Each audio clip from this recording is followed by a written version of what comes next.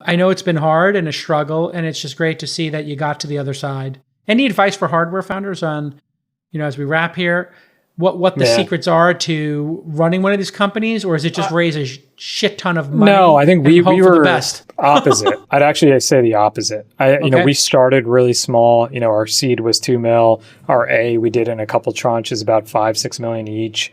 And I think test and prove, right? Test and iterate. Make sure you got product market fit.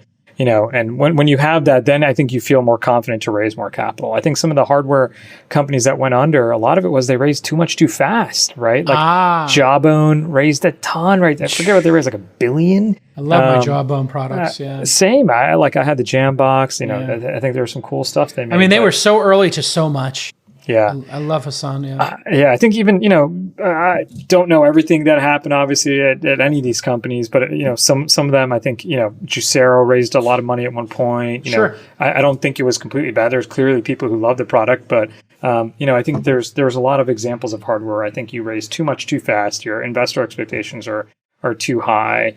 So I think I'd actually say, just like software, be iterative. The unfortunate part about hardware is it takes more time.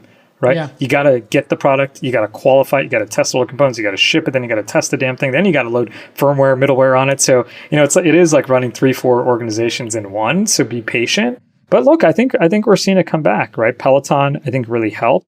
You saw it now with Mirror and Tempo, a bunch of these other companies. Tonal is incredible. Tonal, yeah. I just ordered the Hydro.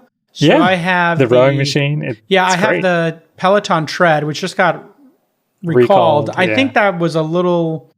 all treadmills have sadly killed children and pets. I don't think this was unique to them.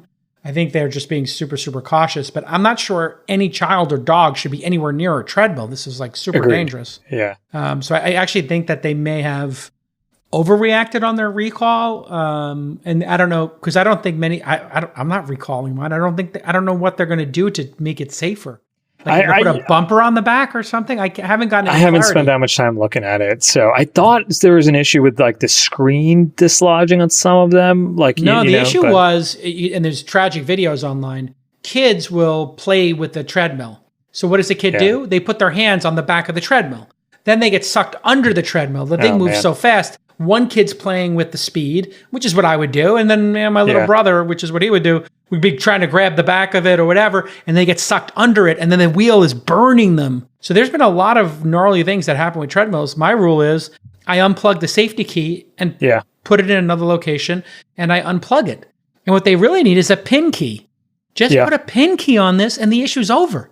Then a kid would have to have the safety key, the pin key, the power. I mean, it would be 3 steps. Tech companies get held to such a higher standard. You deal with a lot of people ripping off the idea and like doing bogus versions on Amazon. I noticed when I searched one time, there were like lots of rip-off products. Are those? Yeah, we've seen that, but most of us have, come and gone. I think, really at least, volume-wise, size-wise, or even capital now at this point after we've scaled, been scaling. I think, haven't seen that too much. Earlier on, we definitely did, but